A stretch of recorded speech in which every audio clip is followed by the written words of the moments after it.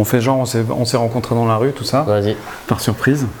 Hey, mais qui vous êtes, toi? Putain, trop cool. Ça fait plaisir de te voir. Putain, t'as maigri un peu, non? Putain, ouais. Non, mais en moi, plus, non. Ouais, bah moi j'ai un peu grossi en fait aussi. Ah ouais? Ouais. Tu prends du poids un peu. Je prends du poids, tout comme cette magnifique bête. Cette chose-là, oui. Cette chose longue et molle. Manu, je vais te dire une chose. Aujourd'hui, moi, je suis venu ici. Ouais. C'est pas pour me faire chier la bite.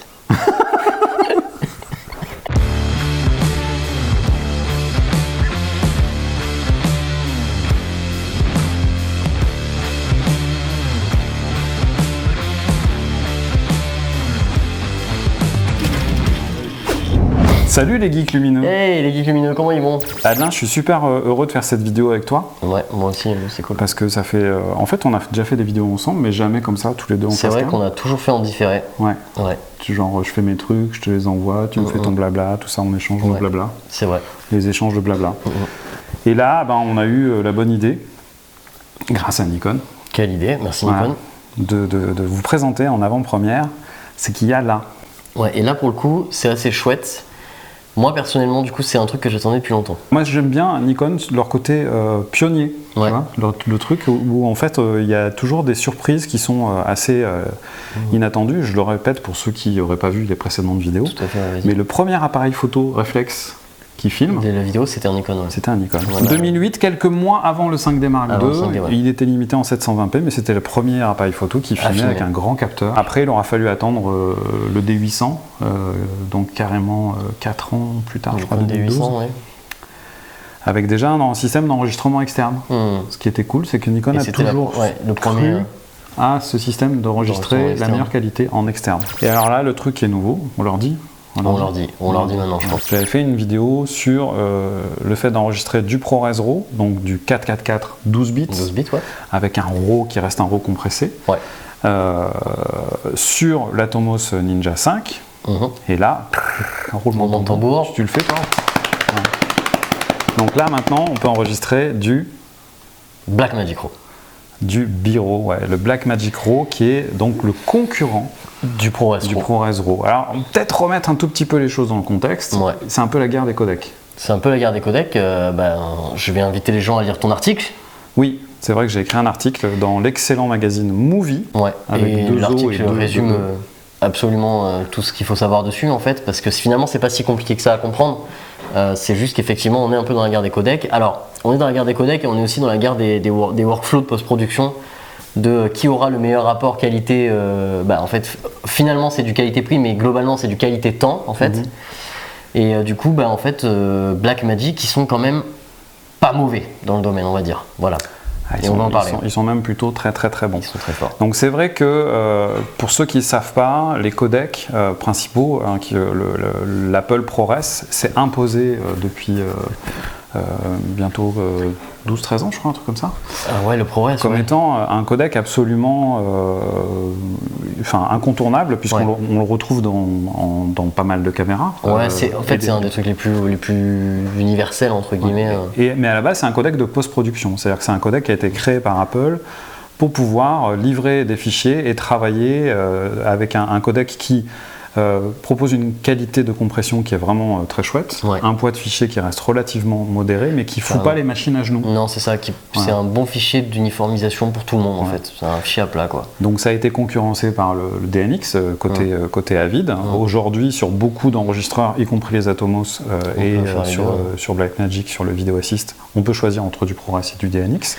Tout ça, c'est des histoires de licence aussi, c'est-à-dire que Apple, quand tu veux pouvoir enregistrer ou lire du ProRes sur n'importe quel appareil, que ce soit un logiciel ou un enregistreur, il faut payer une licence à Apple. Et Apple, ils ont sorti le ProRes RAW. Et donc, il faut payer une licence ProRes RAW. Voilà. Et il se trouve que les plus gros ambassadeurs du ProRes RAW, c'est Atomos. Atomos, ouais.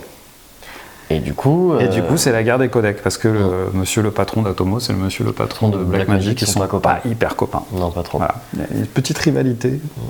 On ne connaît pas toute l'histoire, mais a priori, il y en a quand même un qui bossait avec l'autre et qui est parti en claquant la porte et qui a monté sa boîte. C'est du coup, disons que ça va au final apporter une nouvelle solution. Alors du coup, je pense que tu peux l'expliquer un petit peu. pour avoir du coup l'accès avec votre Z6 au bureau, il faut un Blackmagic Video Assist. Alors ça c'est important d'en parler parce que c'est quand même le premier changement notable. On a l'habitude de tout le temps parler d'Atomos. Il n'y a pas qu'Atomos. Il n'y a pas qu'Atomos du tout. Et d'ailleurs, là, en l'occurrence, il faut, pour enregistrer du bureau, évidemment, un Blackmagic Video Assist 12. Alors 12, c'est 12G, c'est ça en fait, 12G SDI, 12G SDI, voilà. Ouais. Alors on va en parler 2 minutes, on va faire la présentation. Donc ça c'est ce petit écran enregistreur qui est ici, qui a la particularité d'être, je trouve, voilà, moi je connaissais pas, je dois l'avouer, c'est un grand manque. J'ai pas été du tout curieux là-dessus parce que j'ai depuis le début l'habitude de bosser avec les Atomos et là je suis. Ouais, puis parce qu'aussi il faut dire une vérité, c'est qu'à l'époque ils proposaient pas quelque chose qui permettait de réellement dire tiens il faut que j'ai ça. Ouais. Il n'y avait pas un deal breaker, un truc. Et là, grosso modo ça vaut à peu près le même prix et le truc moi qui m'a bluffé, il y a plusieurs choses. Il y a d'une part il y a du SDI en standard. Ouais, ça change aussi. Entrée-sortie, il y a la conversion aussi. Il y a 2 slots pour batterie, c'est-à-dire que vous savez que sur les Ninja 5, il faut passer par des modules externes qui, à la longue, moi le mien, je sais pas chez toi, mais ça commence à être un peu branlant l'adaptateur qui se clipse derrière. Ah ouais, non, c'est complètement.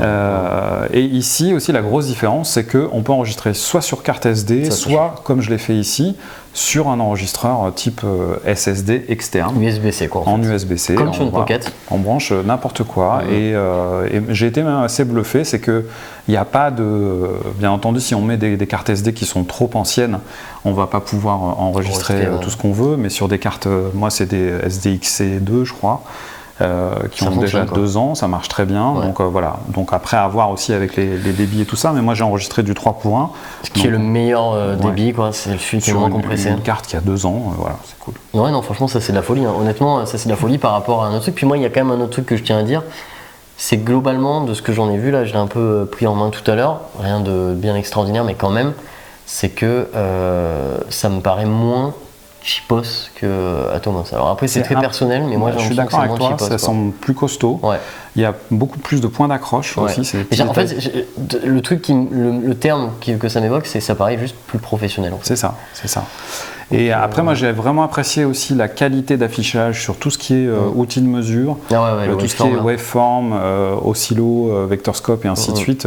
On peut gérer la transparence, il y a une vraie finesse. C'est agréable d'avoir un truc qui ne t'arrache pas la rétine quand tu veux vérifier ton signal. Il ventile un petit peu. J'ai trouvé que comme les Ninja, voilà, ça c'est pas le point fort. Par contre, il y a un petit haut-parleur qui est assez sympa, qui envoie un petit peu les watts. On n'est pas trop là pour parler de ça, on est là pour parler de ce que ça permet. Ouais. Et ce que ça permet, c'est pour une fois, c'est Black et c'est Magic, quoi. Et ouais. Donc vive le Blackmagic. Vive le Blackmagic. Bon, le truc qui est l'idée de cette vidéo, en fait, c'est de la partager en 2. Donc on va vous parler un petit peu de comment ça marche là maintenant. Et à la fin de cette vidéo, vous allez pouvoir aller voir la vidéo sur la chaîne Nadelin où on va parler post-production. Ouais, exactement, en fait on va parler de comment ça marche après. Comment ça marche après. Parce qu'on a eu des surprises. On a eu des surprises. Des très grosses surprises. Des très grosses surprises. Ouais. Et encore une fois, on évoque le fait que, comme tu dis, Nikon est pionnier dans la matière du truc. C'est le premier à tourner en bureau. C'est le premier aussi à proposer sur un boîtier hybride le choix entre les deux codecs. C'est-à-dire que si vous êtes plutôt team Blackmagic, bureau... Voilà. En fait, si vous êtes team DaVinci, c'est celle-là. Et si vous êtes team Final Cut, ou les autres. Voilà. En attendant que peut-être qu'un jour le roi dollar se libère et donne raison à tout le monde et qu'on puisse monter du bureau sur Final Cut et étalonner du ProRes RAW sur DaVinci et inversement. C'est pas encore gagné. Oui, parce que voilà, on en parlera dans la vidéo étalon, mais c'est vrai que c'est un peu le nerf de la guerre du coup pour nous en étalonneur ou dans des productions un petit peu plus fiction ou avec un peu plus peut-être de workflow de post-production. Alors ce que je peux dire déjà, c'est qu'au niveau de la prise en main, vous voyez là, moi je vous ai fait un petit kit assez cool, donc qui est basé sur une demi-cage Small Rig. J'ai un petit SSD G-Tech qui est branché en USB-C. J'ai ma petite poignée bois ici à l'arrière de chez Small Rig. Moi j'aime bien cette demi-cage là. De l'autre côté je mets le petit système de strap de chez Peak Design. Et j'ai un petit truc qui est assez compact, qui est assez cool, qui est plutôt agréable à utiliser. avec une autonomie, avec les 2 batteries à l'arrière là qui est plutôt sympa aussi. Ouais, sachant que tu peux mettre, donc c'est des batteries du NPF, voilà. Ouais. Et du coup tu peux mettre des très grosses, des moyennes, des petites. Il y a une alimentation externe qu'on peut mettre un câble avec un DTAP derrière, et on peut aussi passer par l'excellentissime accessoire de chez FX Lion qui permet de mettre des batteries V-mount directement, c'est un adaptateur V-mount vers NPF, et ça c'est assez génial. D'autant plus que derrière tu peux aussi, avec leur petit système Nano Hub, alimenter pourquoi pas le boîtier en USB-C et ainsi de suite.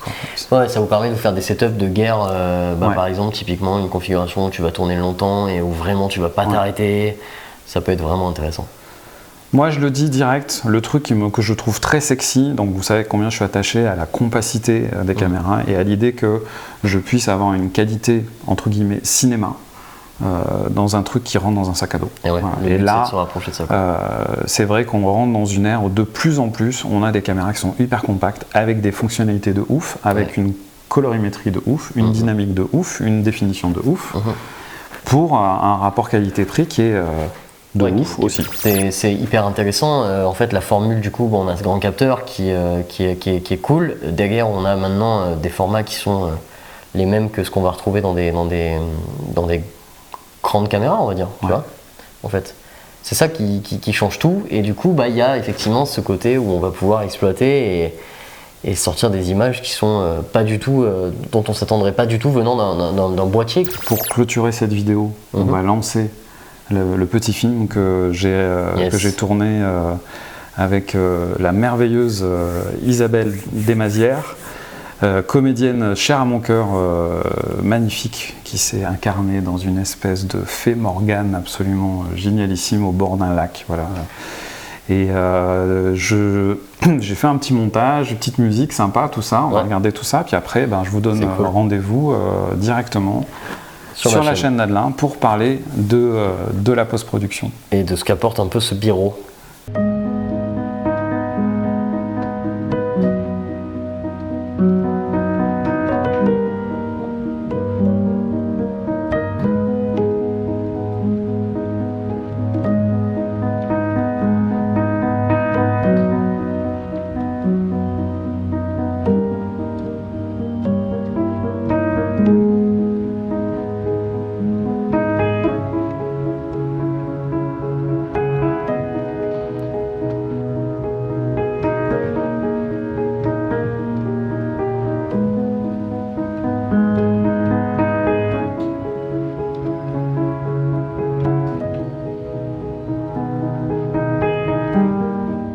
C'est le château de mes ancêtres.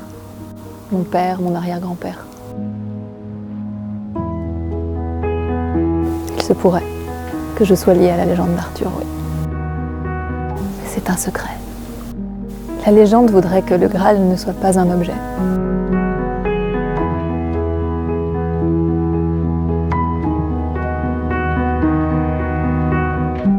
C'est une légende. Il se pourrait que le Graal ce soit une femme.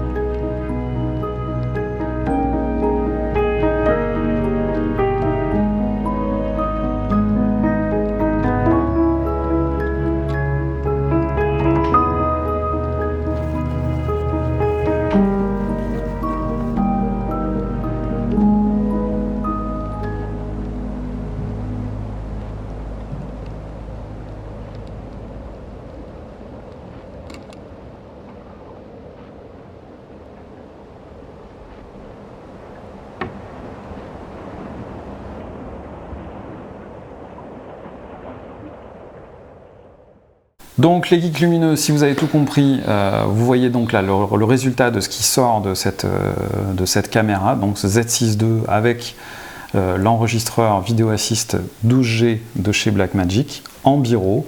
En termes de qualité, j'ai pris la plus haute qualité possible pour avoir vraiment le moins de problèmes possible. Je vais un petit peu affiner derrière, je pense, et faire d'autres tests sur les différences de codec, parce que c'est vrai que contrairement au ProRes RAW où en gros il y a une version basique et une version HQ, chez Blackmagic il y a une déclinaison de réglage qui est un petit peu plus... le constant, le qualité constant, déjà, qualité constant ou débit constant. Donc moi là j'ai préféré me mettre en 3:1 en débit constant. Ouais, c'est ce qui est en général le plus utilisé. Voilà.